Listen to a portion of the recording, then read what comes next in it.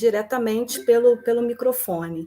E também, caso, né, vocês queiram, os comunicadores também podem fazer perguntas entre si. E agora, sem mais delongas, eu passo a palavra para o pesquisador Gessner Las Casas Brito Filho, do Labora USP, que irá apresentar o trabalho Apocalípticos e Coloridos, apontamentos sobre o uso de cores no Apocalipse de Lorvão, manuscrito Ordem de Cister, Mosteiro de Lorvão, Códice 44. A palavra é sua, Gessner. Ok, muito obrigado, Patrícia, muito obrigado aos organizadores e aos membros da DCST.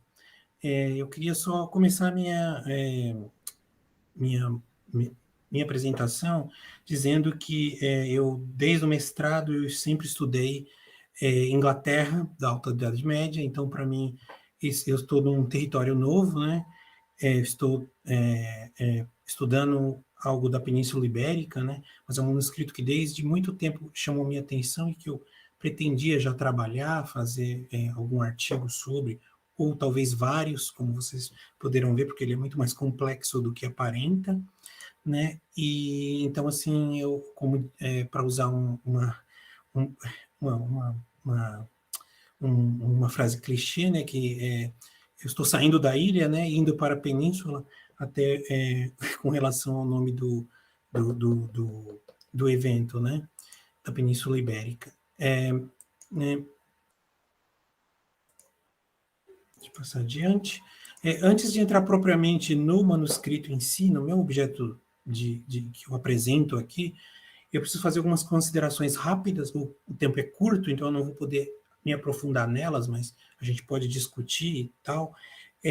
Que é o uso de cores na Idade Média. Tem uma vasta bibliografia, tem vários autores. O mais conhecido é o Michel Pastoureau, tem diversas obras sobre as cores, não só na Idade Média, os significados simbólicos, usos, etc., né?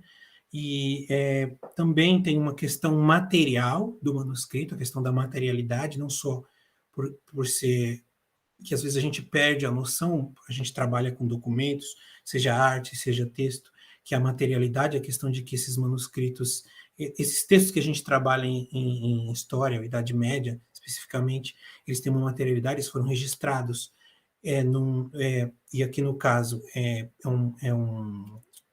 a pele de boi, né? É o pergaminho, né? E como que essas tintas eram feitas? É uma tecnologia também, uma tecnologia medieval, embora pareça um contrassenso, né? Se pensa no lugar comum, a Idade Média, um lugar da não tecnologia, mas é uma tecnologia. O livro medieval é uma tecnologia, né, avançadíssima, né, de certa forma, né? Eu não vou adentrar em todos os pigmentos, mas eu só coloquei como exemplo. Eu não coloquei meu PowerPoint, desculpa. Deixa eu colocar. Estou falando como se eu tivesse um PowerPoint. Desculpa. Vocês estão vendo o PowerPoint? Sim, Gessner. Sim, agora sim. Então, eu estou falando desses pigmentos diversos aí, que geralmente são feitos de minerais, é utilizado vegetais, ou muitas vezes ovo para que esse pigmento cole e dure no manuscrito, e tem diversas outras questões materiais que eu não vou me aprofundar.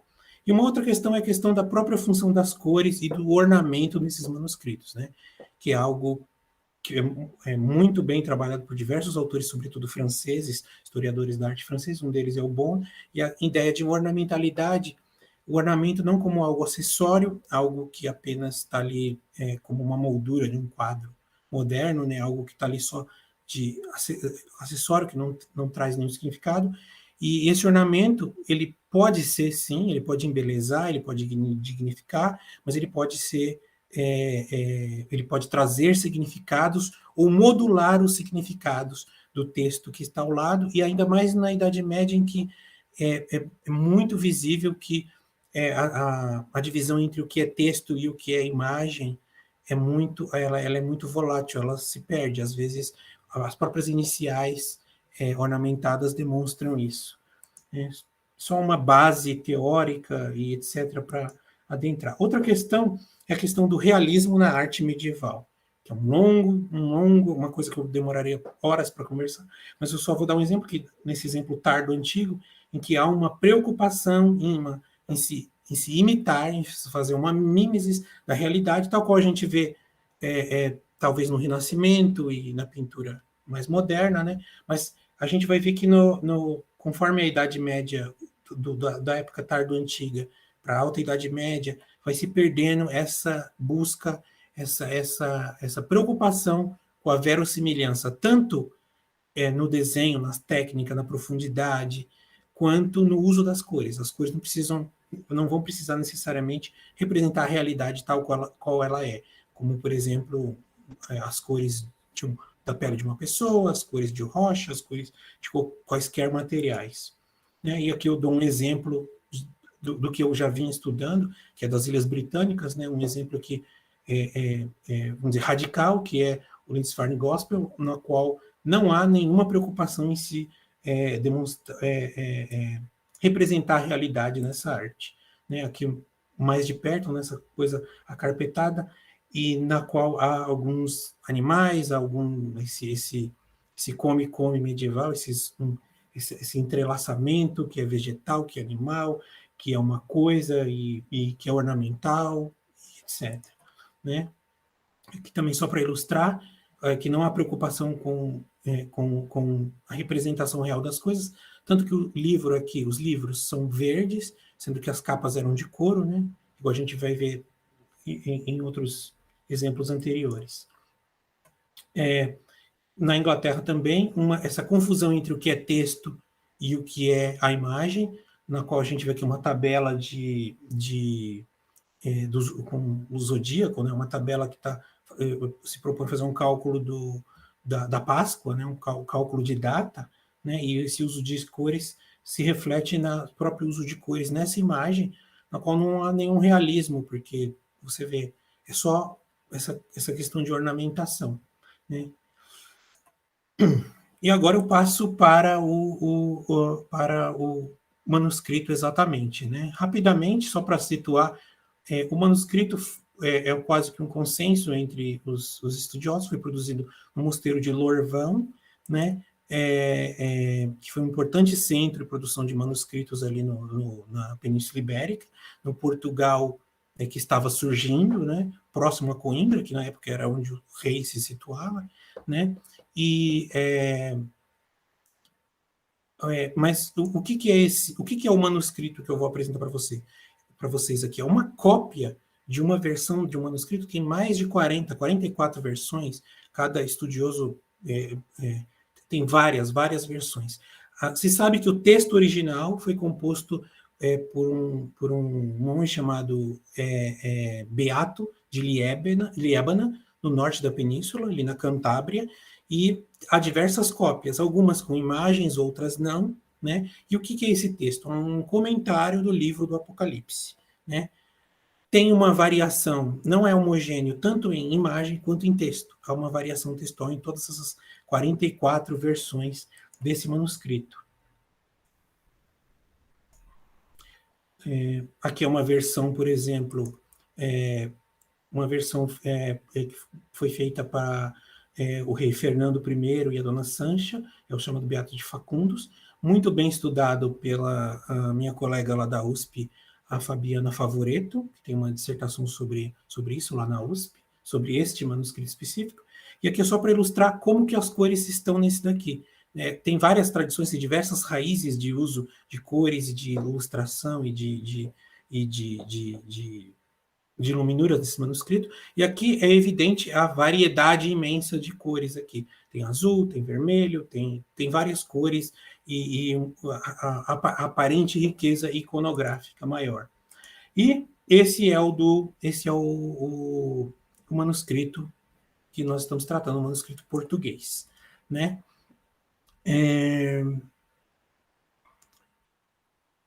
Deixa eu ver aqui antes que eu me perca.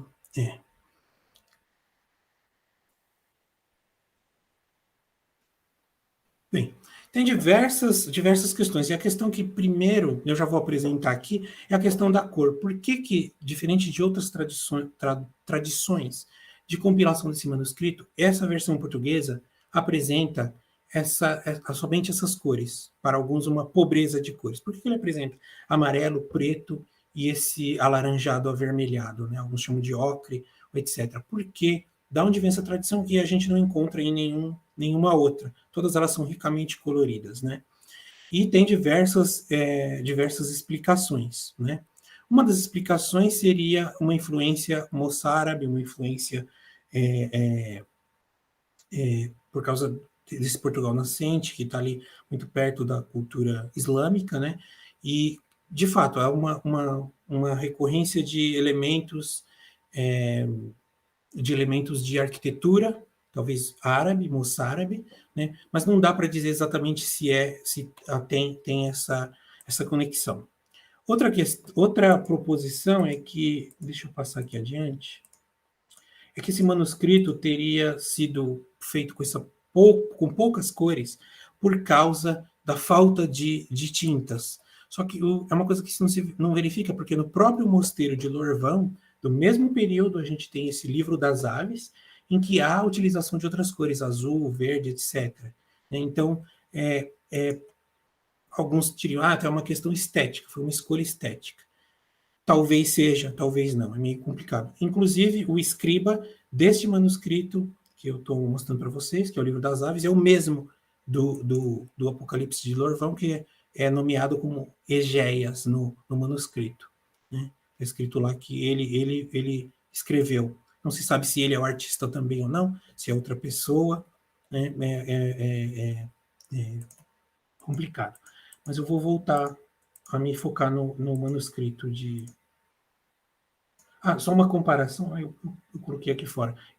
Nessa versão do Beato de Facundus, essa é a imagem da mulher sobre o sol e a besta se levantando do mar, né? No Apocalipse. A mulher parece uma meia-lua, né? E as estrelas e tal. E essa é a versão do Apocalipse de Lorvão, a mesma imagem, um pouco diferente, e, claro, nas cores, aparentemente mais pobres. Né? Alguns apontam que isso seria também uma cópia, talvez esse beato esteja muito próximo da primeira cópia, algo que não tem como a gente verificar, porque a gente não tem a primeira cópia. Né? Alguns dizem que também há uma representação de Cristo adolescente, que seria um Cristo sem barba, também ligado a uma tradição paleocristã, uma influência francesa, né? Tem diversas outras coisas, diversas outras questões, mas eu vou chamar a atenção para uma imagem em si, que é essa daqui, os 4 Cavaleiros do Apocalipse, né? Que me deu um pouco de trabalho e eu ainda não tenho respostas prontas, são mais questões. Né? Tradicionalmente, e no texto do Apocalipse, a gente tem as cores dos cavalos dos 4 cavaleiros do Apocalipse, né? Que são peste, morte, fome e guerra. A peste, tradicionalmente, tem um cavalo branco, é coroada e tem um arco e flecha. Certo, ok, confere aqui. A morte é um cavalo amarelo, ou às vezes é descrito como pálido, né? A morte, né? E o corpo de decomposição. E depois vem a fome, que é o cavalo preto, né? E a guerra, por último, que é o cavalo vermelho. Aqui a guerra tem este objeto que eu não sei o que é, né? Aqui parece um tridente, na descrição e nas outras iconografias é uma grande espada, né? Aparentemente tem uma letra A e a outra letra eu não consigo identificar o que seria isso, né? É algo que eu estou trabalhando, estou tentando entender porque não segue também a ordem, né? E outra questão é que são justamente as cores do manuscrito que estão nesses 4 cavaleiros, né? Então isso talvez tenha um significado simbólico, não sei, porque a morte o amarelo é a morte, o branco é a pureza, a santidade, é algo régio, a fome é o negro, né? A fome, a obscuridade, a peste, e a guerra, que é o vermelho, é o sangue, o assassinato. Mas essa mesma significação não dá para se verificar no resto do manuscrito. Então, assim, e por que tem essa troca de alguns elementos iconográficos dessas figuras? Né? É algo que eu ainda estou analisando, não tenho a resposta pronta, eu terei aqui analisar outros beatos e outras iconografias, né? Mas eu já verifico que há neste daqui está um pouco diferente. Outro elemento diferente é a representação de Cristo toda vez relacionado ao Sol. É muito presente, né? Tem até uma pesquisadora que chama Dias, portuguesa, em que ela faz uma correlação entre formas geométricas, o círculo e Cristo, o triângulo e etc., e ela faz uma questão numerológica e de zodíaco, que pode ser verdade também, não parece fazer sentido, né, mas é bem complexa. Aqui, novamente, Cristo como relacionado com esse círculo, com esse grande círculo. E aqui, na Seife da Vindima, há um elemento que não há em nenhum outro beato, que é Cristo com dois círculos na cabeça, dois discos de santidade. Um e depois outro para cima, que parece um sol, algo brilhante, né? E tem diversas outras coisas que eu poderia falar, né? Alguns dizem que uma das interpretações sobre essa conexão com o Sol, com o círculo, com Cristo, é essa ideia de que Cristo, que a iluminação de Cristo é a segunda vinda de Cristo, né? E isso é bem mais complexo, né? Eu não vou adentrar aqui, né? Agora, eu vou passar ao final, porque eu teria muito mais para falar, né? Mas, assim, só para finalizar algumas dessas possíveis hipóteses, aqui eu vou lançar a mão de um pesquisador de tapeçaria, o que chama Quene, em que ele diz que a percepção de uma cor depende do ambiente. Então, tem essa questão da cor relacionada uma com a outra, né? Que é algo que a gente deveria levar em conta, até porque pensando que sempre o fundo é pintado e as figuras humanas desse manuscrito não são pintadas. Então, talvez seja uma ideia de dar destaque às figuras humanas. Pode ser que sim também, né? Falta de tinta? Acho que a hipótese que não dá para ser verificada, que é menos provável, porque a gente tem outro manuscrito do mesmo scriptorium que tem uma riqueza, que usa outras cores. Então, parece ser que foi uma escolha, né? Um modelo? Não temos outros modelos de beatos ou de manuscritos semelhantes que utilizem essas cores, né? E eu fico eu fico mais com a ideia de que talvez seja uma correlação com uma simbologia das cores, que talvez esteja conectado com aquela dos Cavaleiros do Apocalipse, mas eu ainda preciso amadurecer, eu não tenho como confirmar, eu teria que verificar outros, etc., e um contexto português, que é algo que eu estou adentrando agora, mas o que me chama a atenção é a conexão de Cristo com o Sol. E, claro, eu não vou bater um martelo aqui, mas eu penso que essas cores me parecem muito com uma representação de Sol, dessa ideia de Sol, de Cristo como Sol. Então, assim, talvez essa predominância dessas cores quentes, dessas cores amarelo, vermelho, alaranjado, tem a ver com esta ideia recorrente e tão destacada no manuscrito de Cristo como Sol, que seria a parúzia, a segunda vinda de Cristo. Todas essas ideias, é claro, eu estou falando, são hipóteses em que eu estou trabalhando e não bati um martelo sobre todas, mas essa é a que me parece mais promissora, né, mas que ainda tem que ser verificada em diversos outros manuscritos. Então, peço desculpas, é uma pesquisa que está em andamento ainda, espero em breve poder fazer um artigo e poder verificar todas essas hipóteses ou não, ou trazer mais possíveis respostas ou até mais perguntas sobre esse manuscrito, que é muito intrigante. Muito obrigado, e deixa eu colocar aqui rapidamente uma bibliografia, né, para quem tiver interesse eu posso passar, né, e é isso, muito obrigado.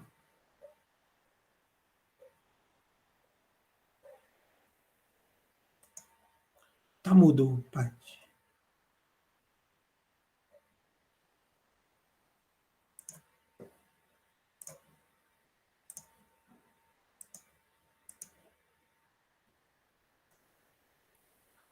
Acho que tá mudo, Patrícia. Não estou te ouvindo. Desculpa.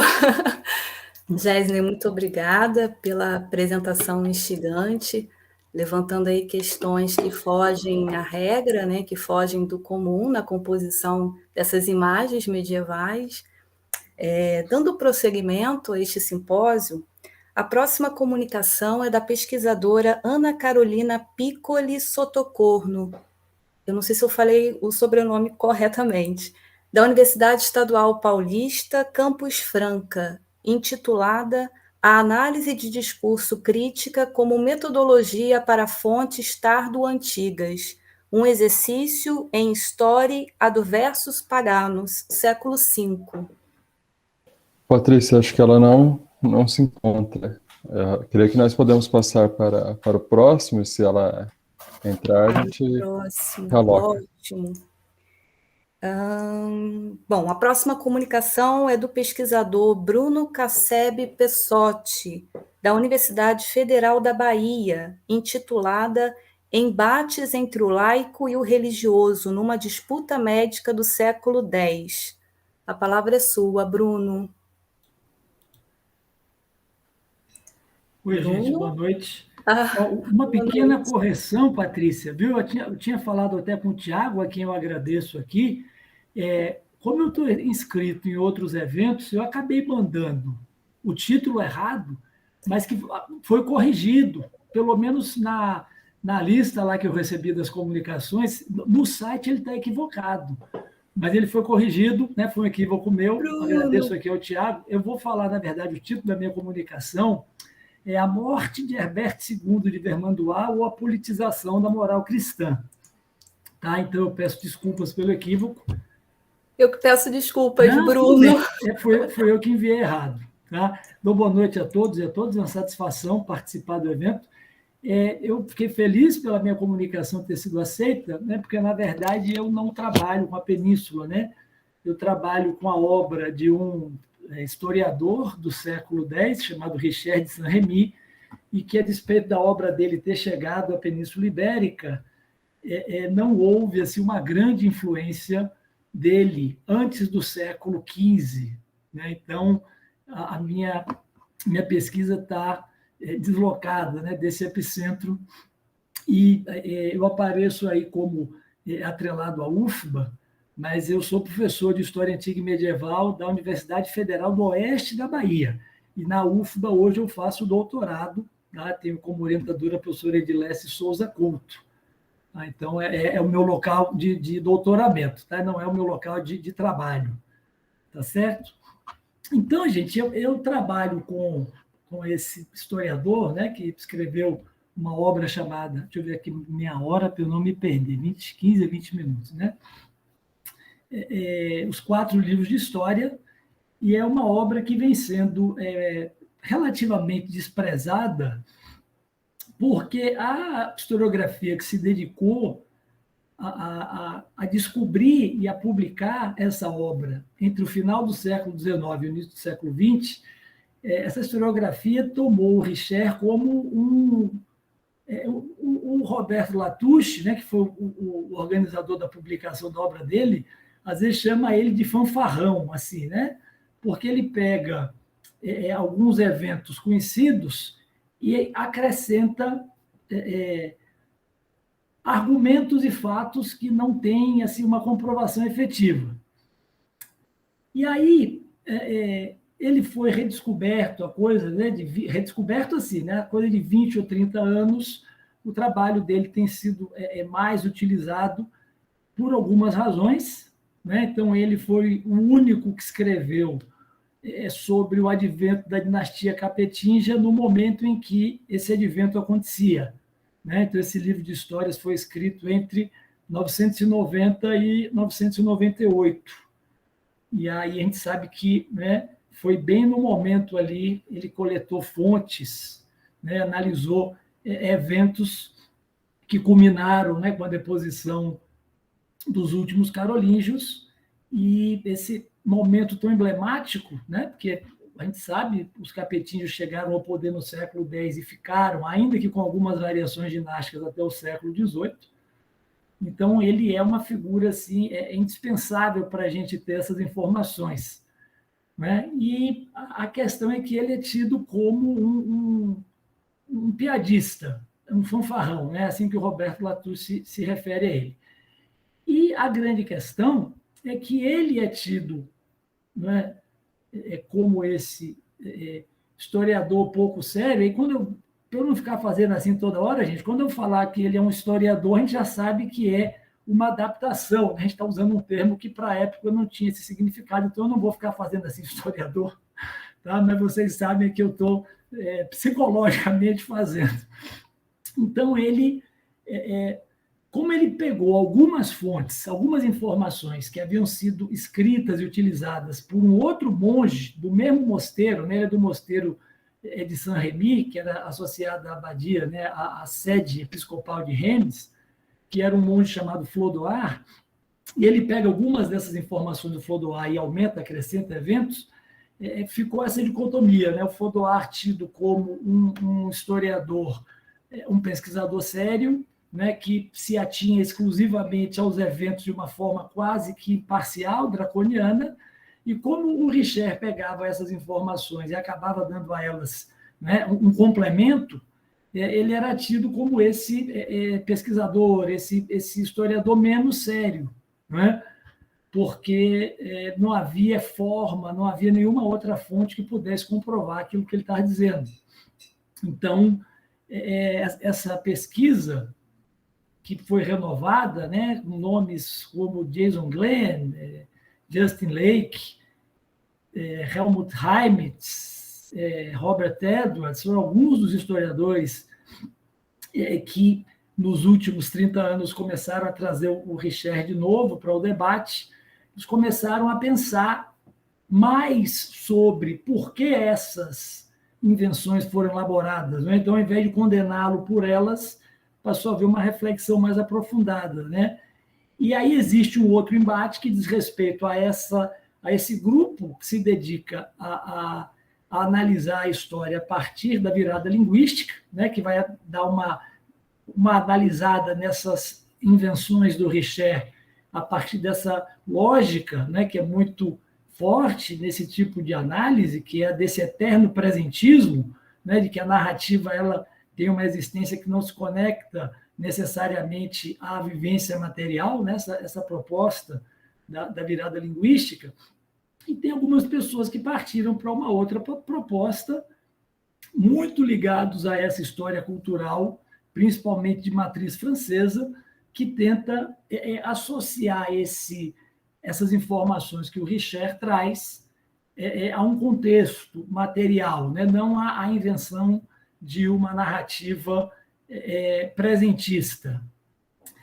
E eu trouxe aqui hoje, para apresentar rapidamente, duas descrições de um mesmo evento, né, e as implicações dessas análises, né, o que elas podem trazer para a gente de informação, né, sobre essa moralidade cristã como elemento que permeia a política aristocrática, mas também régia dessa segunda metade do século X.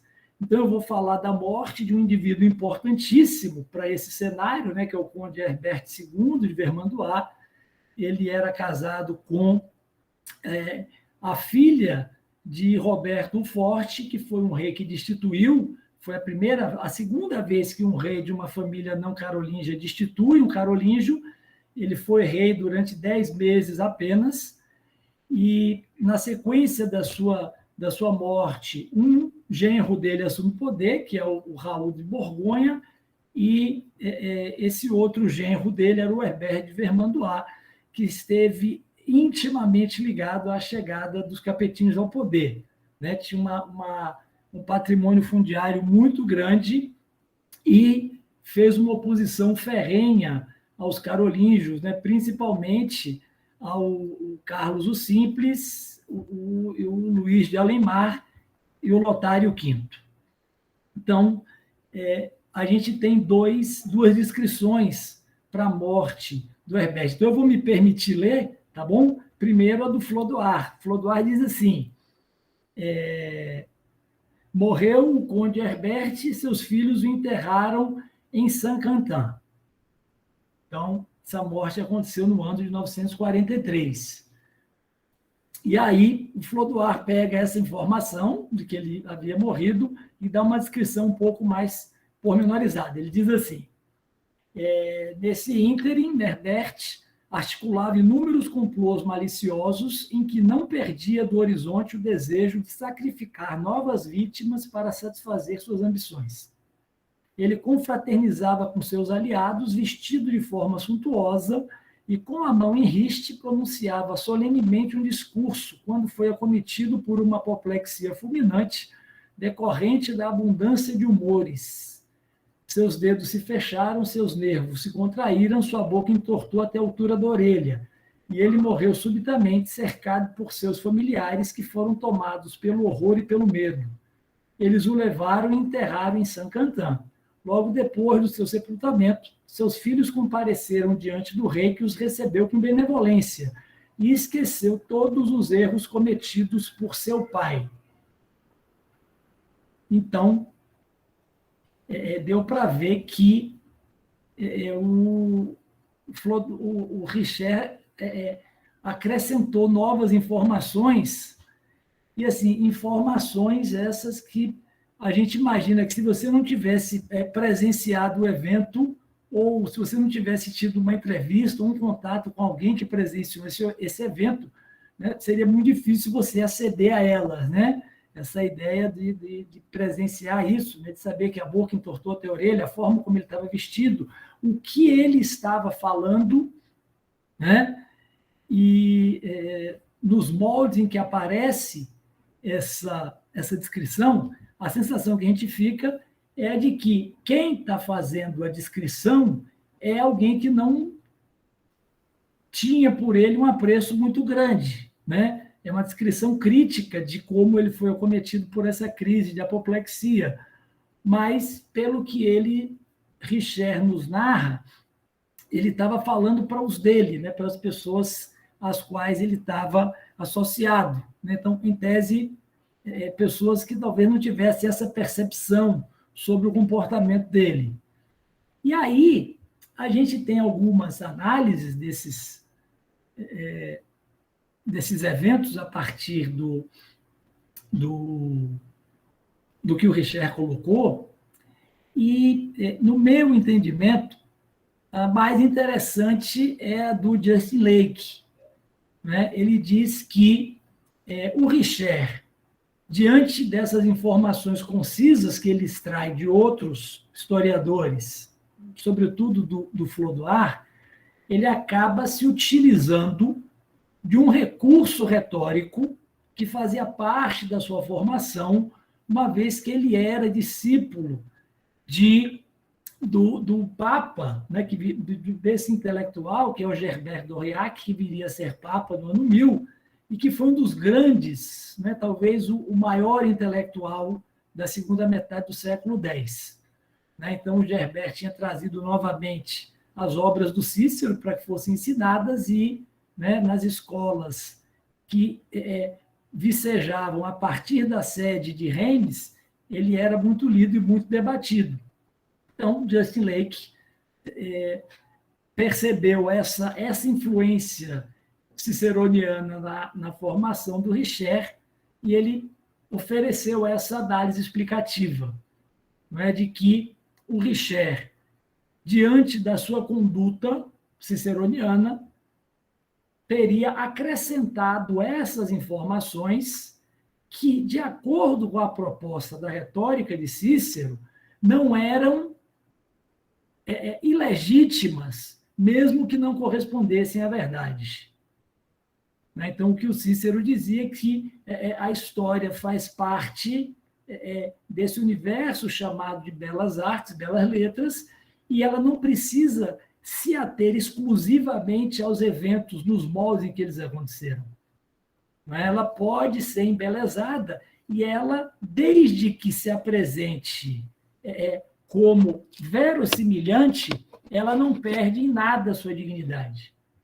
E aí é o ponto fundamental, né, que me parece trazer o Richer para esse debate, não é, porque essas invencionices que se atribui a ele não tira da cartola. apenas, que essa cartola ela está inserida no contexto, ela faz parte de um cenário político, econômico, cultural, religioso, e se a lógica era deixar o discurso verossimilhante, o discurso teria que ser palatável e aceitável para a audiência que leria, mesmo que a gente imagine que para o século X, né, essa audiência não seria muito numerosa, né? A circulação de livros a gente sabe que era bastante complicada, o número de pessoas que lia e que frequentava as bibliotecas era bastante reduzido, mas a gente sabe também que essas ideias circulavam, né, a partir da oralidade e que havia uma expansão muito grande das fronteiras, que não eram vencidas pelos trabalhos escritos, físicos, mas que eram vencidas, né, pelas tradições orais que ainda se mantinham fortes, né, mesmo com toda essa questão, né, dessa dificuldade, não só da produção, mas também da circulação de livros e de manuscritos. Então, ainda que fosse restrito o público do Richer, aquilo que ele escreve, sendo ele depositário dessa tradição ciceroniana, precisava estar lastreado, precisava estar conectado com a realidade para que fosse aceito. Então, não era simplesmente uma retórica que viesse a seduzir o público leitor. Era algo que precisaria convencer esse público leitor. Porque um dos pilares da proposta de Cícero era a verossimilhança. Então, quanto mais você aproximasse o seu discurso da realidade e quanto mais você transformasse esse discurso num discurso capaz de entreter e de convencer quem estivesse lendo o que você havia escrito, mais bem-sucedido a sua obra seria e mais reconhecido você seria como intelectual. Então, a partir dessa análise, a gente consegue extrair alguns elementos, né, que deixam a obra do Richer muito, muito convincente, né, quando você imagina, por exemplo, né, que ele descreve para a gente que o rei, né, que no caso era o Luís IV de Alemar, recebeu os herdeiros do conde Herbert de Vermandois e tratou eles de forma amável, perdoou tudo que havia sido feito pelo pai.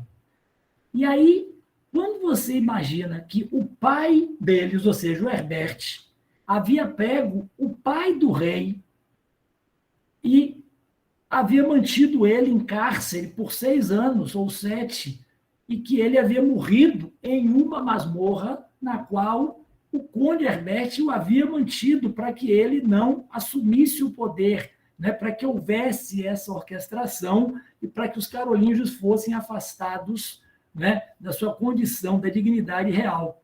Então, o rei recebe os filhos do algoz de seu pai e trata esses herdeiros de forma equilibrada, afável, perdoando tudo que eles haviam feito. E quando a gente pega para ler os teóricos, chamemos eles assim, né, 2 dos grandes teóricos que vão escrever sobre o comportamento que se espera dos reis, né, do século IX, o Nitardo e o Hincmar, também de Reims, eles fazem uso exatamente, né, dessas terminologias, que o rei, né, o exercício do regnum, exige um equilíbrio, uma afabilidade e uma capacidade de manter o equilíbrio entre as forças dissonantes que entram em conflito em uma sociedade porque são lastreadas por interesses distintos. Então, essa moral cristã e que se associa, que está eivada de um pensamento político que, ainda que enfraqueça, ainda que a gente fale de um rei, né, não só dos reis, né, mas da própria dignidade, do cargo real, né, da função real ainda muito enfraquecida, me parece que essa análise que a gente consegue extrair da obra do Richer está muito antenada com aquilo que dizem esses outros escritores do século X e que, digamos assim, né, tem a sua obra, tem a sua produção intelectual menos contestada do que a obra do Richer. Né? Então, o trabalho, né, as obras do Unitário e as obras do Henrique Marx são ponta de lança para a gente entender a leitura política que se fazia no século X. Né? São elementos, são dois personagens-chave para a gente entender, né, o enfraquecimento gradativo do poder do rei depois da morte do Carlos Magno. Né? Então, quando a gente para ver que aquilo que eles estão dizendo sobre a necessidade de equilíbrio do rei e a necessidade de colocar os interesses da paz, os interesses da harmonia à frente dos seus próprios interesses, das suas preferências políticas, dos seus aliados, me parece que se conectou bem com essa leitura, né, com essa imagem do rei que o Richer quis apresentar. Né? Então, não se sabe efetivamente, não existe nenhuma outra fonte que nos conceda essa informação, que nos permita ter esse entendimento, se houve efetivamente esse encontro entre o rei em questão, né, que era o Luís IV, e os filhos do Herbert II. Então, a gente não sabe se isso é uma criação. Mas se a gente imagina que, tendo sido uma criação, tinha o objetivo de convencer quem estivesse lendo, ainda que fosse um argumento retórico, quando a gente estabelece a ponte com outros escritores, com outros intelectuais que escreveram sobre a política no século X, aparece haver uma consonância de entendimento sobre, por exemplo, qual deveria ser o papel do rei. Então, isso é um pouco da minha pesquisa, né? Eu estou trazendo o Richer de volta aí ao debate aqui, no cenário, né, da produção acadêmica relacionada ao medievo no Brasil. A gente já tem outras pessoas, né? Recentemente saiu a tese do Rafael Bassi, que também teve o Richer como elemento de análise, e me parece alguém que merece ser olhado por nós com um pouco mais de cuidado. Então, agradeço a atenção de todos e de todas. Eu estou vendo aqui, gente, vocês me perdoem, por favor. Eu estou vendo aqui Ingrid, minha querida amiga do tempo de graduação. Me perdoem fazer esse... Como eu tenho 1 minuto ainda, deixa eu dar um abraço dessa querida amiga que eu não via, não sei, talvez há 20 anos. Querida, que prazer reencontrá-la aqui, viu? Me desculpem, gente, viu esse desvio das atividades para dar um abraço. Querida, que saudade. Gente, me perdoem, viu? Boa noite a todos. Depois a gente volta aqui para o debate, tá bom? Obrigado pela atenção. Muito obrigada, Bruno. Neste simpósio aqui você pode ter desvio, não tem problema não. Bom, passando para a próxima apresentação, a última apresentação desta noite, a Ana Carolina não apareceu, né, Tiago? Não, né? Bem, eu passo a palavra ao pesquisador Alain Rebouças Pereira, da Universidade Federal da Bahia, que tem como título Saberes e Dizeres, o discurso normativo na Península Ibérica. Alain, a palavra é sua. Obrigado, né? Boa noite a todos e a todas. Como a Patrícia já falou, né? Meu nome é Alain Rebouças. Eu sou mestrando em História Social pelo programa de pós-graduação em História na Universidade Federal da Bahia, e eu faço parte, sou membro do Laboratório de Estudos sobre a transmissão textual de História na Antiguidade e no Medievo, no ULETAM, né? Que também se localiza na Bahia. Ele é coordenado pelo professor Dr. Marcelo Pereira Lima, do Departamento de História, e pelo professor Dr. Marco Aurélio, que é do Departamento de Filosofia. Depois desse merchandising, né, vou fazer a minha apresentação. Eu peço permissão a vocês, a Patrícia, ao Tiago, aos demais, e eu também vou me permitir ler, porque por vezes eu acabo abrindo várias janelas, e às vezes para fechá-las é difícil, então eu vou fazer... Assim, não sabia o tempo estipulado, enfim. Só um momento. O que eu vou trazer aqui, na verdade, são algumas reflexões iniciais da minha pesquisa de mestrado, que ela ainda está em andamento, né? No mestrado eu estudo as peregrinações medievais que ocorriam até a cidade de Santiago de Compostela, localizada na Espanha. Essa peregrinação ela teve seu ápice no século XII e ocorria em torno do culto e da veneração ao apóstolo Tiago, que foi um dos discípulos de Jesus, conforme aponta a tradição judaico-cristã, né? Com todos esses termos e problemática que, às vezes, se utilizar o termo judaico-cristão traz. Mas eu preferi utilizar aqui.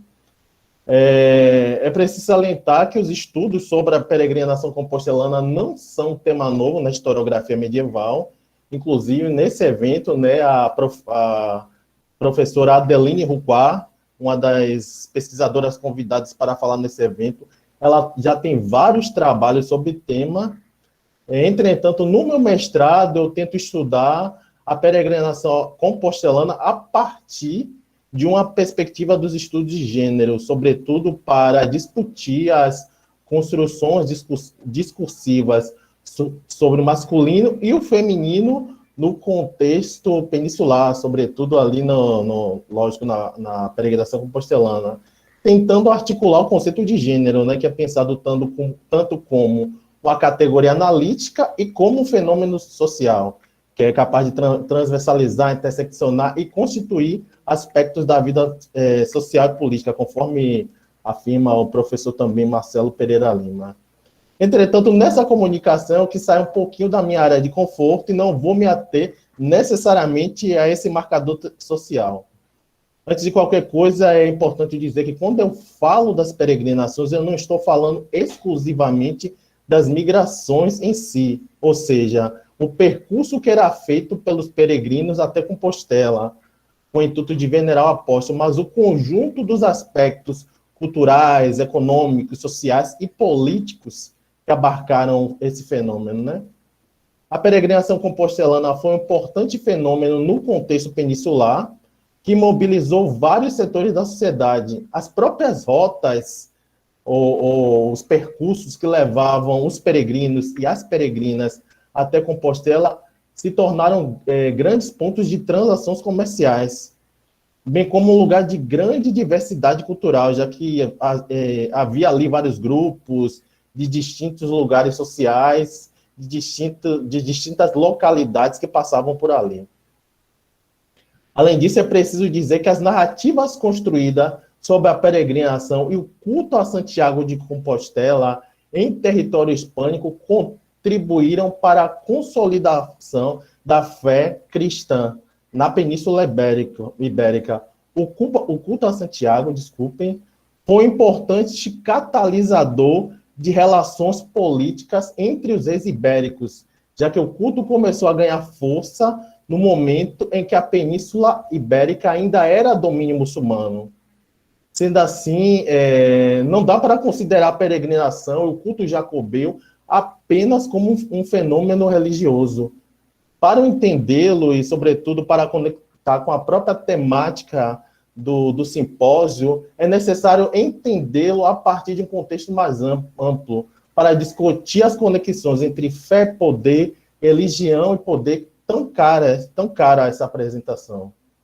Para isso, eu trago a pesquisadora Brenda Bolton, que ela vai afirmar que utiliza a peregrinação. É importante, abrindo parênteses aqui, a peregrinação, ela começa no século IX e ela vai, como um fenômeno religioso, ela vai perdendo força lá pelos séculos XIV e XV. Mas o meu recorte específico é o século XII, porque eu tenho uma pretensão em fazer isso. Segundo Brenda Bolton, no século XII, a Europa Ocidental foi marcada por profundas transformações que reestruturaram a sociedade. Além dos aspectos econômicos, políticos e sociais, como já mencionamos, as aspirações e experiências religiosas passaram a ser um denominador comum nas reconfigurações das relações sociais.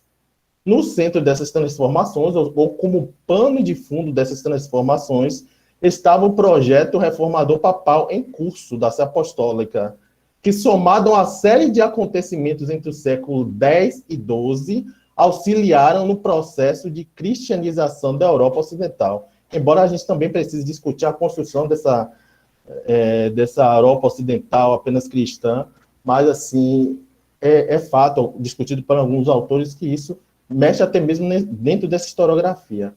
Nesse sentido, as peregrinações a Santiago de Compostela se tornaram um importante difusor do projeto reformador papal na Espanha, tanto por causa dos elementos que eu citei agora, quanto a estreita relação que o bispo e posterior arcebispo de Compostela, Diego Relmíriz, estabeleceu com a própria Sé Apostólica, sendo assim no intuito de difundir, legitimar e propagandear a peregrinação compostelana.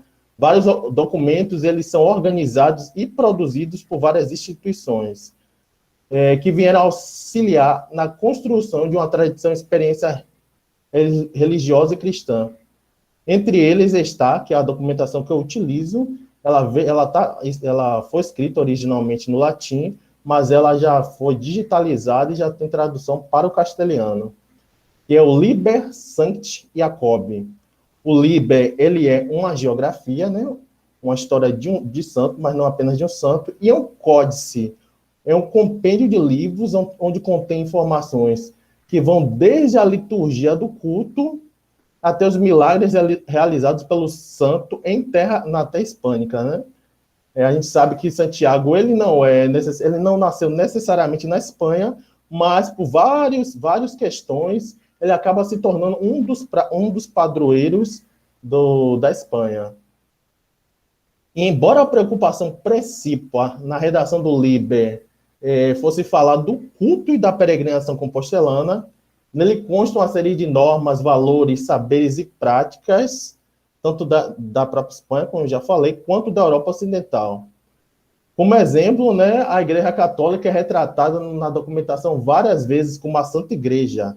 Aparece justamente dessa forma, né, para falar nessa relação de autoritas, né, nessa relação de autoridade que ela deveria ter. Santiago é retratado, como eu também já falei, como padroeiro da Espanha, e a própria autoria institucional do Liber é atribuído ao Papa Calixto II, mais uma vez recorrendo esse argumento de autoridade, embora vários pesquisadores, inclusive a Adeline Riuquart, ela questiona que a própria confecção da documentação não ocorreu apenas com um único autor, né? Não foi atribuída a um único autor. Entre outras informações, podemos considerar a relação da obra com a ação apostólica. Além disso, a religião cristã aparece várias vezes como superior às outras tradições religiosas, que a gente vai ver a seguir, que aí entra justamente a própria temática que eu escolhi para apresentar.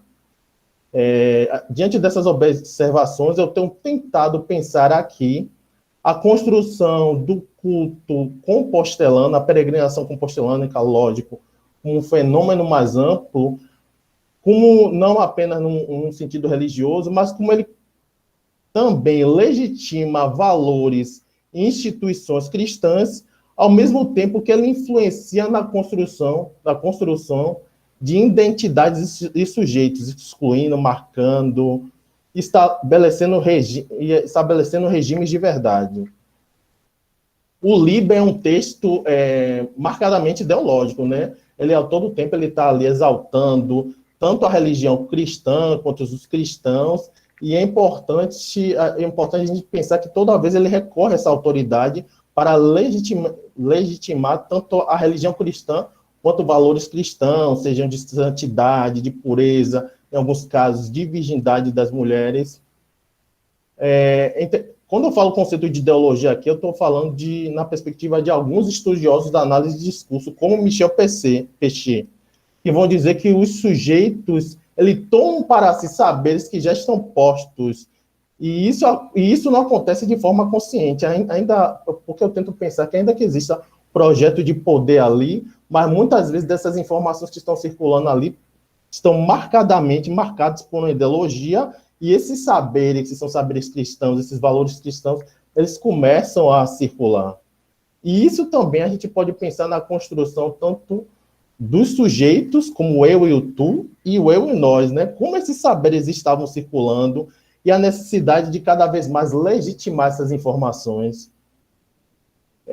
Tem uma dissertação aqui do historiador chamado Rafael Bosch, que inclusive ele está aqui ouvindo, se eu falar besteira, depois ele me pega.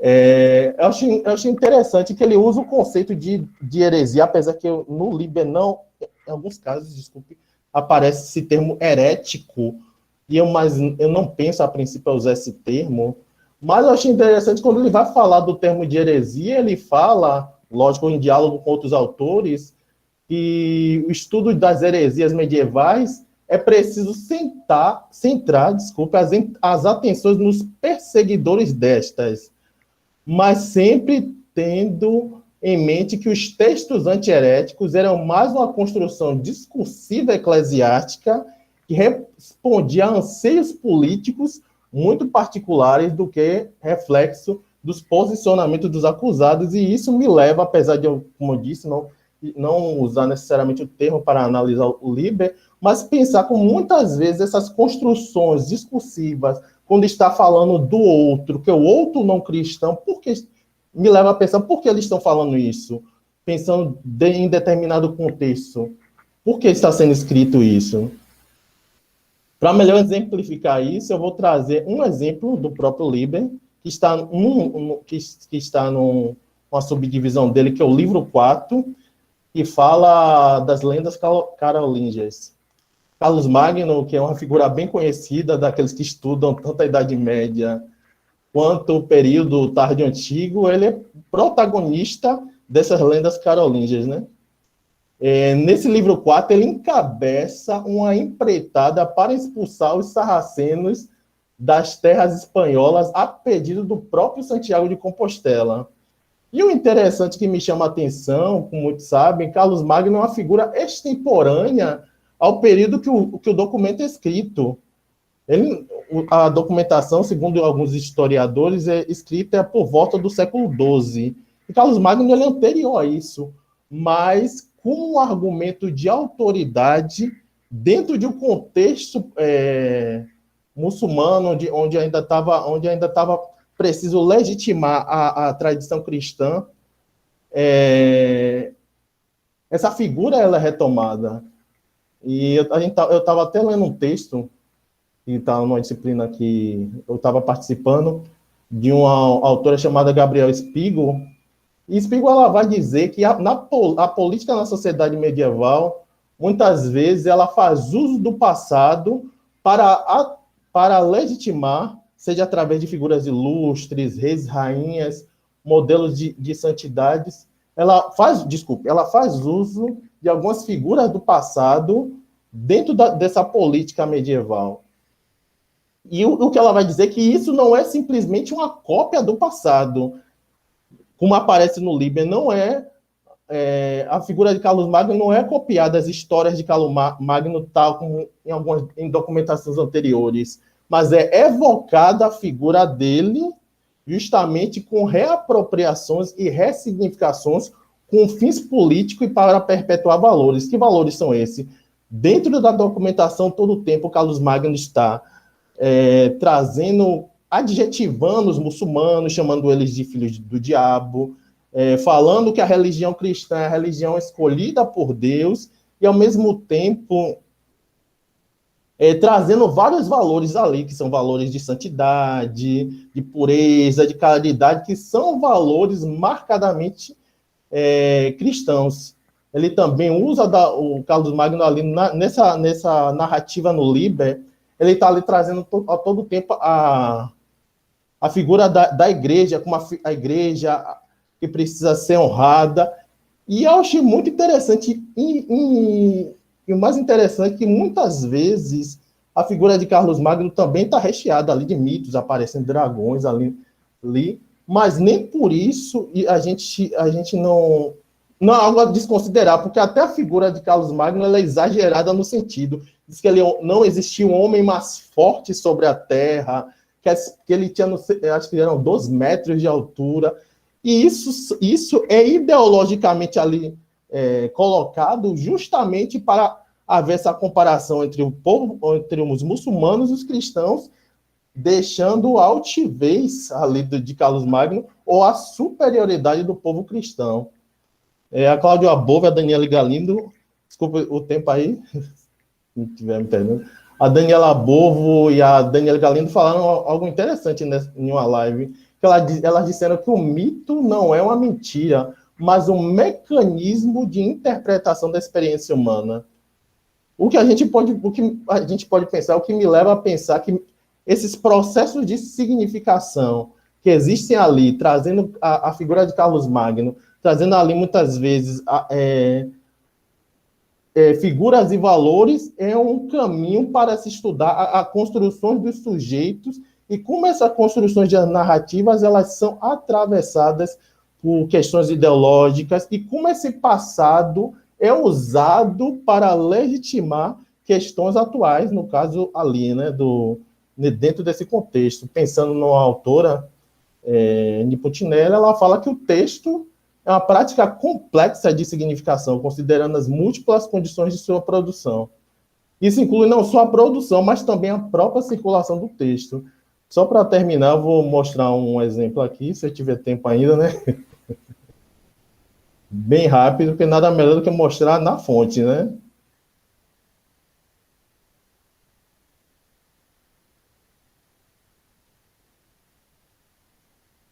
Tá todo mundo vendo aí? Sim, Alan. Pronto. Nesse trecho aqui. Então, Carlos Magno respondeu, no caso, é um diálogo entre Carlos Magno e Agolando, que é um dos reis, é o rei muçulmano. Porque nosso Senhor Jesus Cristo, Criador do céu e da terra, elegeu entre todos os povos o cristão, estabeleceu que dominaria sobre todos os povos do mundo, e por isso eu submeti a nossa religião, a religião cristã, na medida do possível, o seu povo, no caso o povo de Argolando, o povo sarraceno.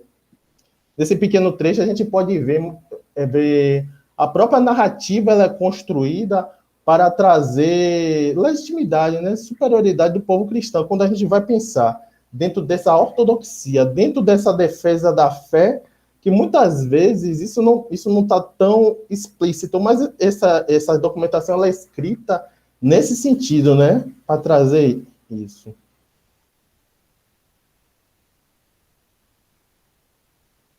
E isso é atravessado, muitas vezes não aparece de uma forma explícita, mas muitas vezes é atravessado por valores cristãos, né?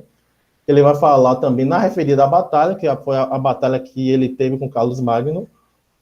Podemos entender a salvação dos combatentes de Cristo da mesma forma que os soldados de Carlos Magno preparam suas armas antes de lutar. Devemos preparar nossas boas armas, isto é, as virtudes, para lutar contra os vícios.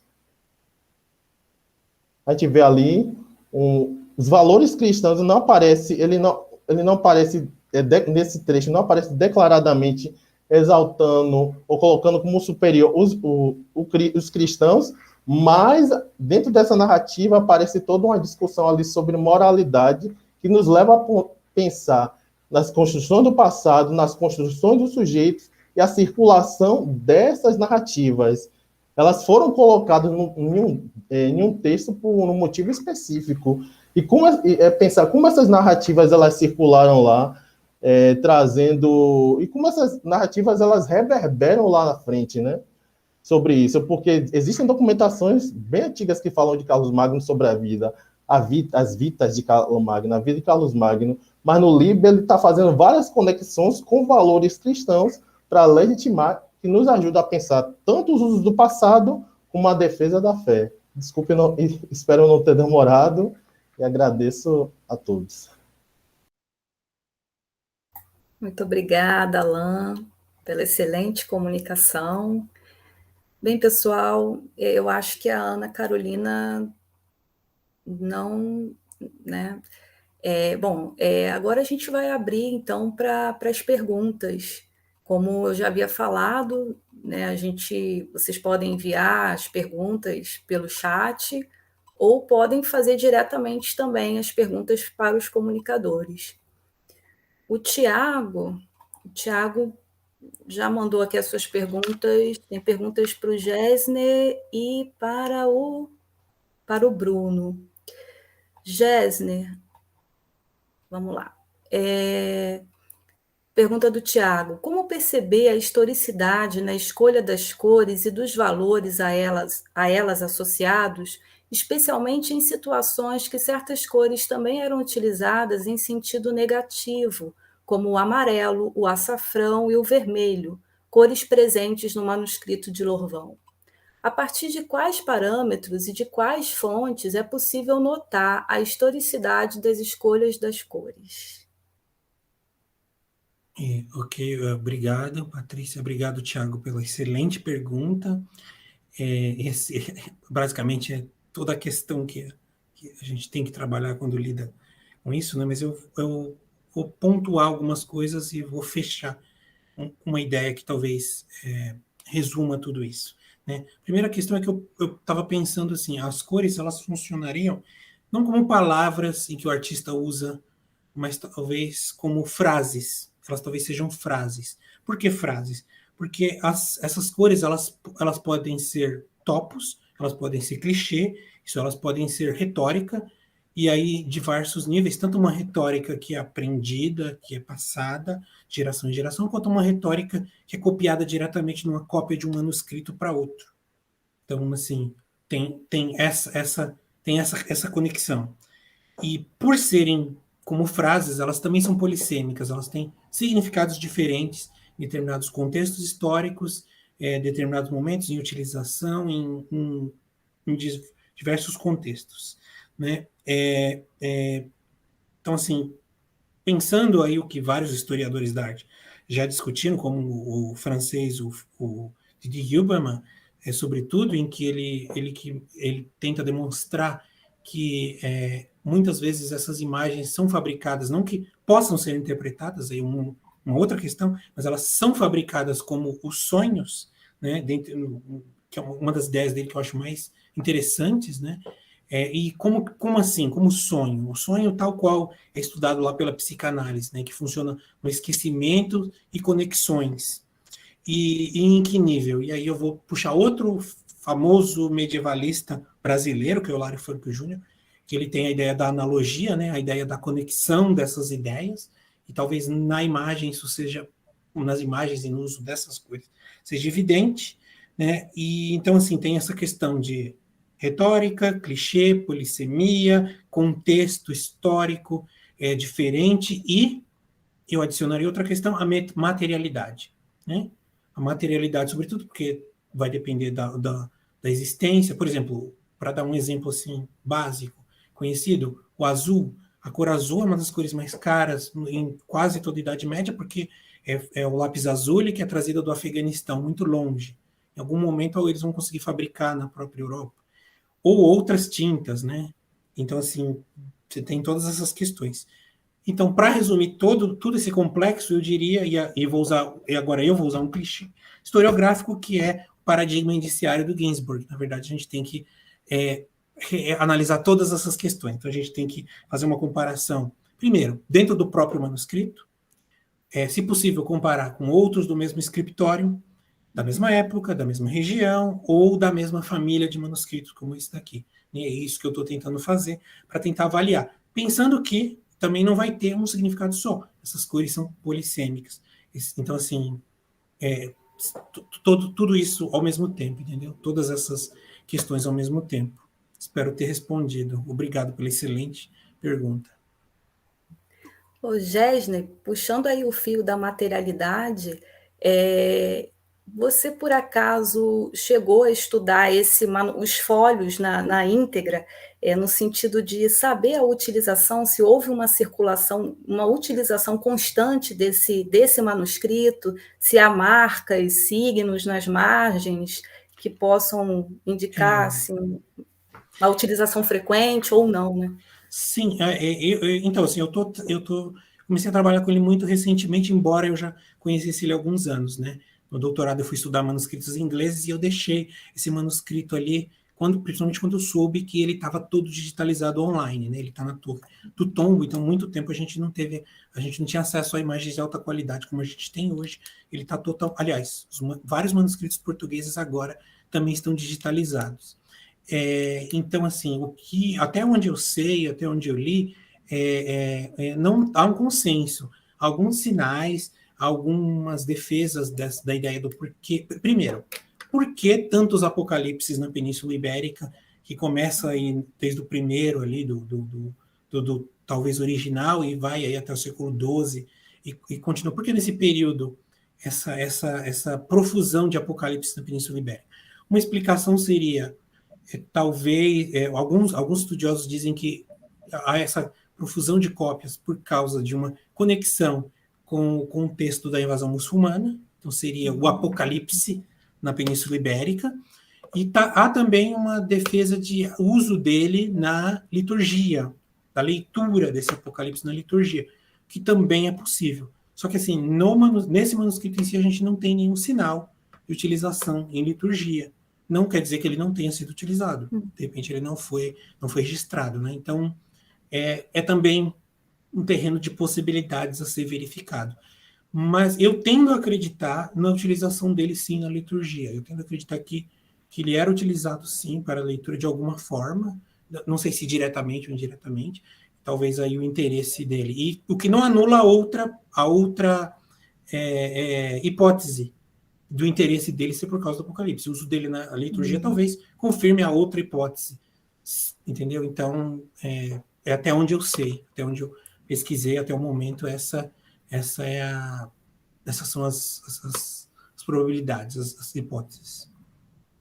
Obrigada, Gessner.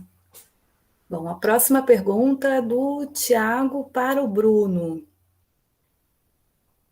Bruno, como os acréscimos afetavam ou não a veracidade dos fatos?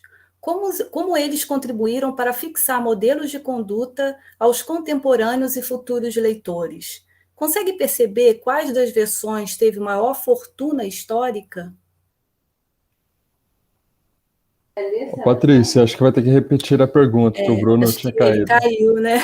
Bruno? Ui, gente, me perdoem, eu caí quando o Gessner estava acabando de falar. Chegou na horinha. O Bruno, uma pergunta do Tiago para você. Como os acréscimos afetavam ou não a veracidade dos fatos, os acréscimos do Richer? Como eles contribuíram para fixar modelos de conduta aos contemporâneos e futuros leitores? Consegue perceber quais das versões teve maior fortuna histórica? Então, olha só, realmente são perguntas que movimentam o debate que vem acontecendo aí há 3 décadas e meia. Né? Porque, na verdade, ao longo de toda a segunda metade do século XIX, e ao longo de todo o século XX, o Flodoard foi tido como uma figura quase imparcial. Né? Então, assim, ele descreve os eventos de uma forma sucinta, às vezes como essa que eu li para vocês no início da minha fala, às vezes ele nem dá esses detalhes sobre onde o indivíduo que faleceu foi enterrado. Né? Então, ele fala numa outra parte que morreu um bispo em 946 chamado Derode. E aí, a partir dessa informação, ele diz isso, morreu o bispo fulano e tal. E aí o Richer faz uma apresentação sobre a vida do Derode de 1,5 páginas, nesse mesmo sistema que aconteceu com o Herbert, só que muito mais detalhada nas informações.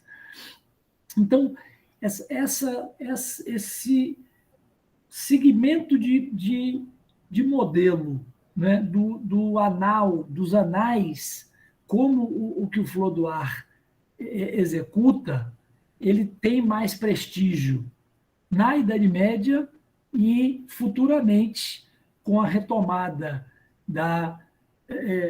com a busca por arquivos, né, com essa postura dos nacionalismos do século XIX que vão tentar encontrar suas raízes num passado cada vez mais longínquo. né, e que vão tentar resgatar essas produções intelectuais que forneçam indícios, né, das raízes dessa história. Então, os anais acabam tendo um prestígio, tanto na Idade Média como posteriormente, muito maior. E a obra do Richer, ela foi perdida no século XI e foi reencontrada em 1845. Um único exemplar. Então, em um mosteiro na Alemanha. Então, a gente não tem muitas informações sobre como ela influenciou a produção intelectual na Idade Média. Né? Assim, não houve uma circularidade, e os mosteiros em que depois foram identificadas várias obras que, em tese, o Richer utilizou, como as obras do Cícero, em nenhum desses mosteiros foi localizada a obra do Richer. Então, assim, ela não desfrutou de um prestígio contemporâneo ao momento em que ela foi escrita, e ela não desfrutou de prestígio algum nos momentos em que se buscava a raiz, né, da identidade, da nacionalidade francesa, né, quando a Alemanha ainda estava em vias de se formar enquanto nação, né, estava ainda em busca dessa organização geopolítica, né? Então, o Richer, ele não só escreveu de uma forma a ter menos crédito, como ele não desfrutou da mesma possibilidade de difusão, né, que o Flodoard teve. Então, o Flodoard foi encontrado em muitos lugares, né, nos quais a obra do Richer não foi encontrada.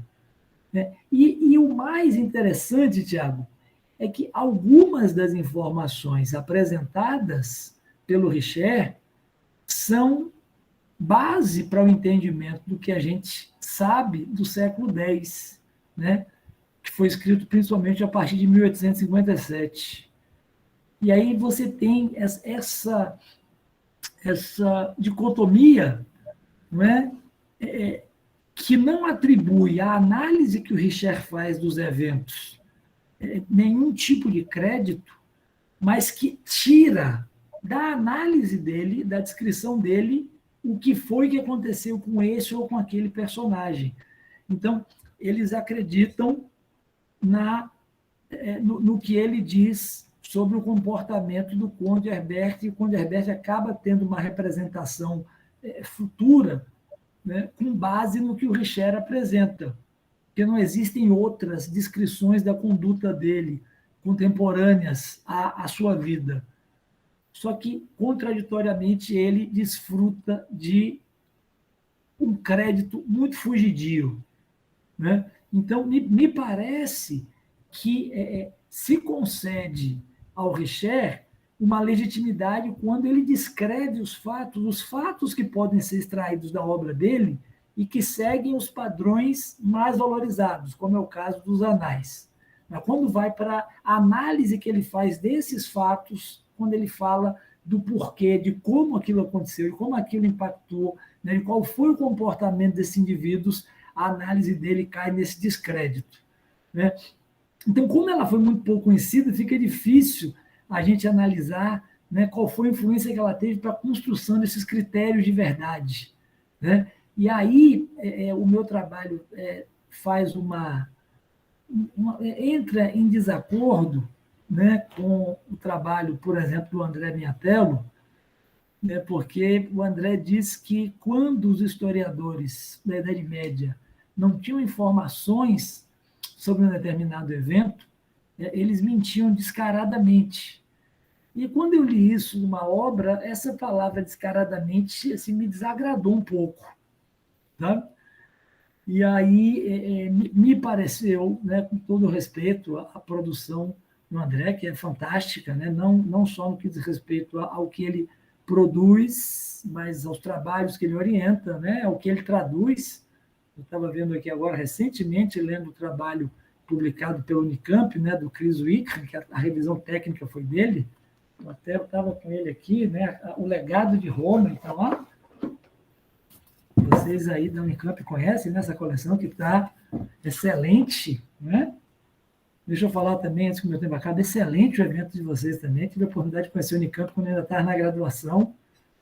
Então, a despeito disso, estou falando isso para falar bem do trabalho do André, me incomodou um pouco, né? Porque, na verdade, me pareceu uma falta de sensibilidade para entender que essa invenção é parte de um critério de verdade que era aceito nos séculos XI, XII e XIII. Né? Então, me parece um pouco daquilo que acontece, que foi muito bem descrito por uma historiadora inglesa chamada Antonia Grasden, que ela fala que a inteligência historiográfica do século XX lê as obras históricas dos séculos 9, 10, 11 e 12, tentando enquadrar a metodologia do século XX na escrita da história do século X. Então, me parece que é um pouco isso. Né? Algo que hoje, para a gente, seria inadmissível, fazia parte da escrita da história. E do mesmo jeito que hoje a escrita da história é busca por legitimidade política, intelectual, né? Na verdade, você escreve, por mais que você assuma uma pseudo-imparcialidade, a nossa escolha do tema já mostra que a gente não é imparcial. Não é verdade? Me lembro que uma vez eu fui falar sobre o meu projeto, e como no mestrado eu não tive a possibilidade de estudar a Idade Média, né, o meu projeto não passou, né, a UFBA naquele tempo ainda, né, em 2007, 2008, não estava aberta para uma pesquisa relacionada à Idade Média.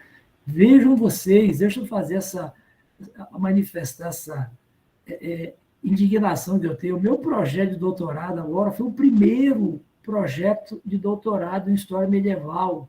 É um programa de pós-graduação que tem 43 anos. 43 anos. O meu projeto foi o primeiro a ser aprovado agora, em 2020. Então, quando eu fiz essa pesquisa no mestrado, eu peguei esse projeto meu e adaptei para o século XVIII. Fui estudar uma academia histórica que existiu lá no período colonial no Brasil. Aí, uma instituição lá de Salvador me chamou para falar da minha dissertação. E aí, quando acabou a dissertação, o professor Novaes, que é uma grande intelectual aqui, né, falecida recentemente, falou: Bruno, fala agora das suas pesquisas. Eu falei: professor, agora estou estudando a escrita da história um pouco mais atrás, no século X. Ela virou para mim e falou assim: não, fala sério. Estou falando sério. Mas, Bruno, tanta coisa importante para a gente estudar na Bahia. Você vai estudar século X. Então, me parece um pouco a mentalidade, sabe? Pelo menos, quando a gente imagina os programas de pós-graduação do Centro-Sul, que estão estudando a Idade Média desde os anos 50, isso não faz muito sentido. Né? Mas quando eu paro para pensar nisso, quando a gente assume uma postura, por exemplo, de escolher um tema, você está escolhendo aquilo por alguma razão. Então, não existe essa imparcialidade. Porque essa imparcialidade que não existe para nós, hoje, em 2021, a gente exige quem escreveu uma obra histórica no século X. Me parece que foi um pouco isso que aconteceu com essa afirmação, não é, do Miatello. E eu dei essa volta toda, me perdoem, já vou concluir, para dizer que me parece que esse critério de verdade que a gente tira da obra do Richer, que é de complementar as obras dele com informações criadas, informações que ele efetivamente não dispunha, né, que ele não tinha extraído de nenhum outro trabalho intelectual que ele pudesse ter tido acesso, me parece que é parte constitutiva, né? Não é algo que deslegitime, é algo que precisa ser entendido, porque era um critério de verdade que ele seguia, não que ele tenha criado e não que ele tenha influenciado outros historiadores da Idade Média, né, mas que fazia parte, né, de um cenário intelectual que usava isso como um expediente padrão.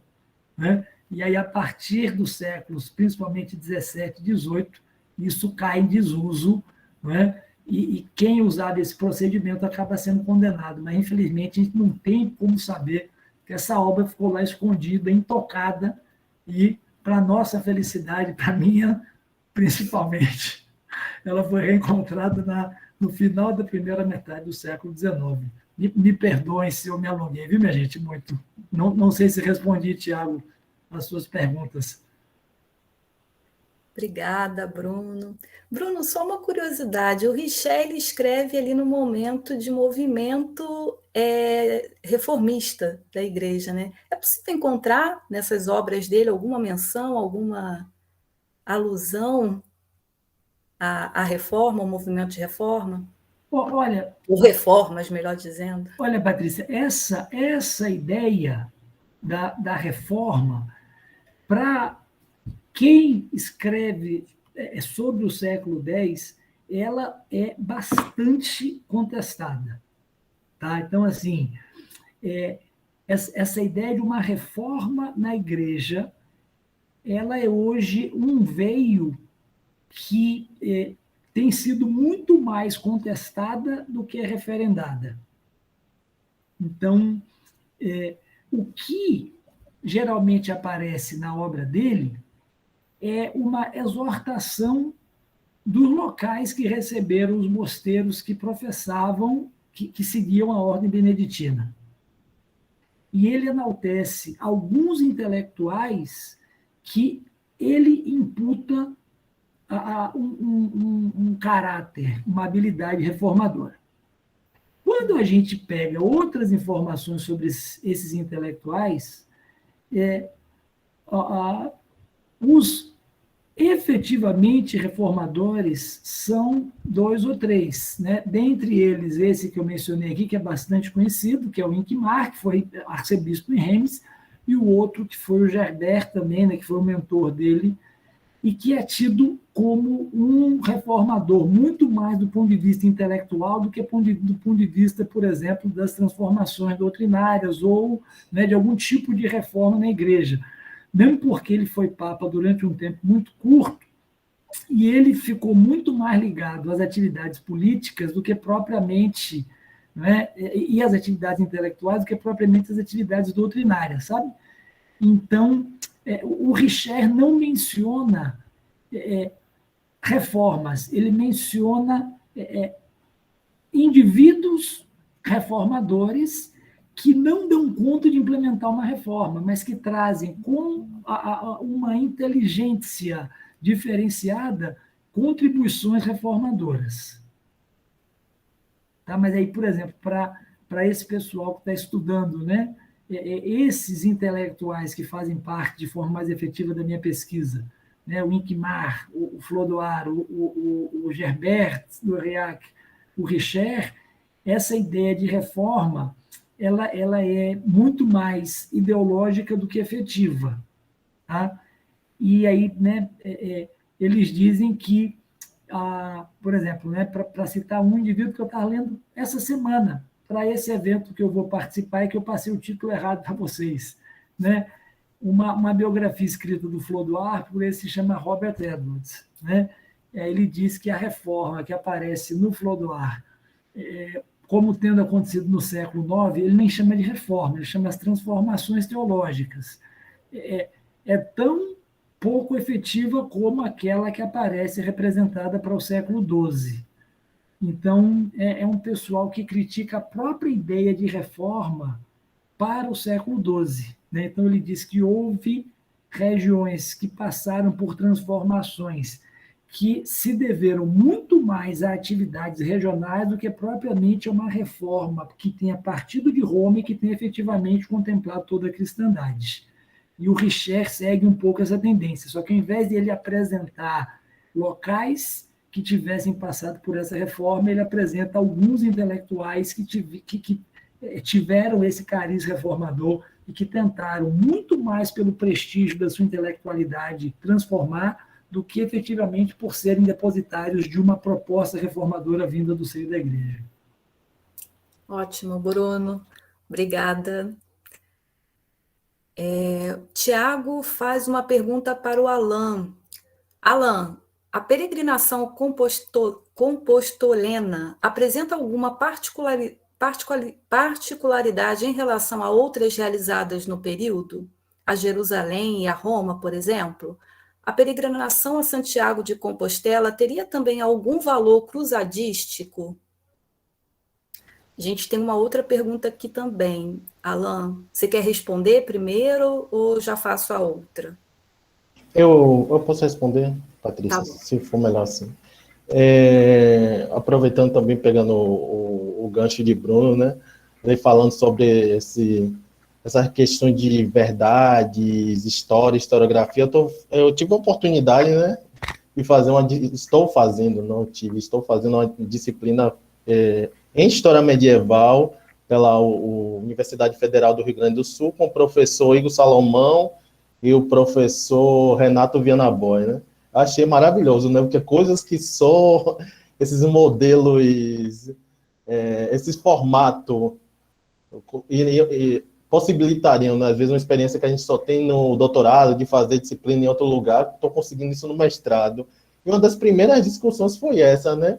Muitos desses historiadores que produziram algo, fazer que nem Bruno, esses historiadores que produziram algo na Idade Média, podemos chamar isso de história? E achei interessante que a pergunta foi invertida. O que é, na verdade, para você, o que você chamaria de história? A história produzida no século XIX, a história produzida no século XX, que muitas vezes existe. Foi uma das primeiras discussões, eu achei super pertinente, né? Trazer esse olhar, dar alguns passos para trás e ver que até a nossa metodologia, a gente tem que tomar cuidado para que a nossa metodologia não seja própria anacrônica. Não dizer que os próprios historiadores que produziram algo naquele tempo não eram historiadores, por eles não se adequar à metodologia que vieram décadas e décadas depois. E perceber também, né, fazer tipo uma história da documentação. Aproveitando só rapidinho que ele falou, isso eu me lembrei agora, achei interessante. Às vezes, me questionaram uma vez, a outra pergunta, eu iria usar uma documentação que é uma geografia, na verdade, uma vida de santos, mas embora ele não fale somente de santos, para estudar gênero, para fazer estudos de gênero com isso, e a gente vê que, na verdade, entender a própria história da documentação, o texto para além do texto, a escrita para além da escrita, e os marcadores textuais que tem ali, para além de mito, de alguns mitos, ou o conceito de mirabilia, se não me engano, que estão ali inclusos. Mas voltando para a pergunta, para não me alongar, né? Tiago, a peregrinação compostelana apresenta algumas particularidades. Na verdade, eu nunca cheguei a fazer essas comparações. Eu sei que existiam disputas políticas ali de poder entre a peregrinação de Santiago de Compostela com a peregrinação em Roma. Eu analiso, além do Liber Sancti Jacobi, analiso outra documentação, que é a História Compostelana. E a História Compostelana, o Diego Ramírez, ele deixa isso claro e evidente.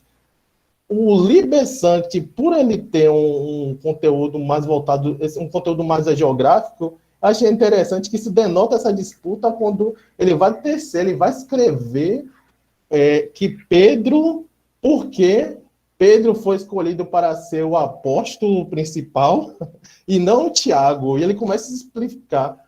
Fazendo essa comparação das fontes, a gente percebe que ali ele está falando de uma disputa que existia. Mas especificidades, agora, no momento, realmente não saberia falar. Eu sei que Jerusalém, as peregrinações que acontecem em Roma, o início dela é um início muito mais jurídico. É direito de gente, né? Outros cidadãos que não fossem cidadãos romanos, eles teriam o direito de circular pela cidade para fazer compras. Mas é na Idade Média que meio que a peregrinação que se cristianiza. Mas, assim, especificidade, nunca fiz essa comparação, uma boa observação. A peregrinação de Santiago de Compostela teria algum valor cruzadístico? Não necessariamente. Embora, assim, tanto a História Compostelana, que é uma documentação que eu analiso, mas eu não citei aqui, e o Liber, eles dão a autoridade que os homens de Deus, os cristãos, eles podem levantar espadas, mas não necessariamente numa questão cruzadística. Tem um trecho lá que o Ramírez, o arcebispo Ramírez, ele vai em outras igrejas roubar corpos de santos, para ele se ver nessa autoridade que representação é poder, né? E nesse momento o religioso toma essa conotação ali, ter um corpo de santo enterrado naquela cidade é dizer que a legitimidade de Deus estava ali. Mas cruzadístico também creio que não. Pode seguir a pergunta? Eu não sei se eu respondi, Tiago. Respondeu. Obrigada, Alan. A gente tem outra pergunta para você, do Eduardo Lima. Alan, eu não entendi como você faz história de gênero olhando para a peregrinação. Você poderia exemplificar, por favor? Qual a sua metodologia de pesquisa? Você usa algum autor específico? Minha metodologia da pano para manga. Eu uso análise de discurso, né? Mas, como eu disse, pensando no discurso, tem uma autora que eu gosto muito, para além de Foucault, Michel Pechet, uma autora que cita tanto Foucault e Pechet, que é Nini Puccinelli. E Nini Puccinelli, ela não é historiadora, ela é linguística, mas algo que ela vai falar que os processos de significação eles só podem ser entendidos a partir de processos históricos. E o que ela vai dizer que o que é o discurso? O discurso não se atém apenas ao texto em si, mas o discurso ele transcende o texto. Na verdade, é o que o velho bom historiador faz, não tomar as fontes enquanto verdades, mas como produções discursivas, não o que na verdade a análise da fonte para além da fonte, que o antigo marxismo chamava, né, que é análise interna e externa da fonte, né?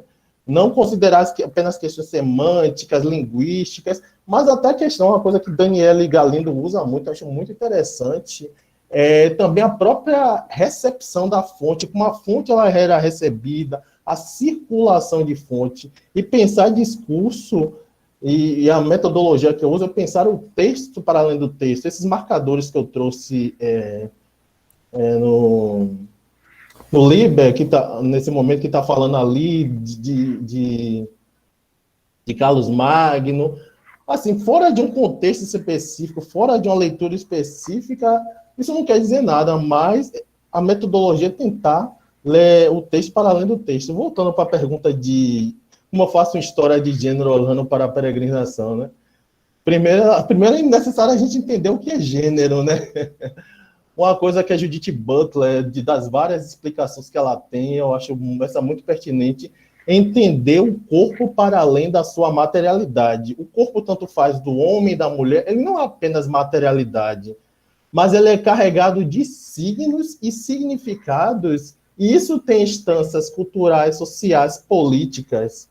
Tem uma autora que é carro-chefe lá da gente, que uma grande parte do grupo que eu faço estuda gênero, porque faz parte de um grupo, de um guarda-chuva, né? Um projeto guarda-chuva de Marcelo Aes, de usando o gênero como um arcabouço teórico, embora não só o gênero.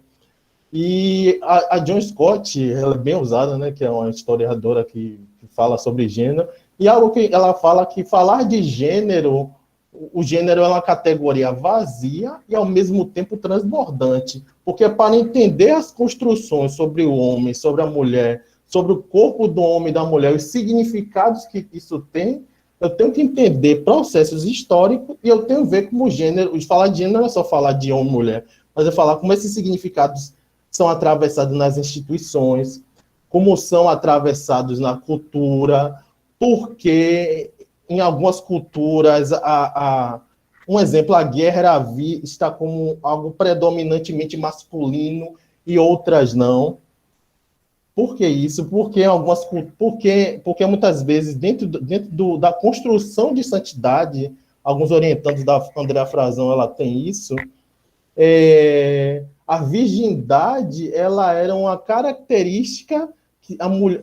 Pensar na construção de santidade é pensar no exemplo. O santo era um modelo de uma sociedade, um modelo de uma determinada, até regional. Então, se ele era modelo, era um exemplo, algo para ser seguido. Mas por que, quando a gente olha para a Idade Média, um dos pré-requisitos de santidade das mulheres era a virgindade? Pensar nisso é pensar questões de gênero. E quando eu olho, eu tento fazer isso, eu tento olhar para a peregrinação compostelana e ver se e de que forma isso implicou dentro dessas construções. porque algumas peregrinas elas não podiam peregrinar sozinha, era só uma questão do nada, assim, estava lá, não. Isso é entender gênero, entender essas construções, que são construções sociais, culturais e históricas. Quando a gente entende isso, a gente que às vezes existe uma essencialização, falar de gênero é só falar de mulher, falar de homem, não. Mas entender esses significados e, sobretudo, dentro de processos históricos. Não sei se expliquei, né? Não sei se eu consegui, senão... Excelente, Alan. Obrigada.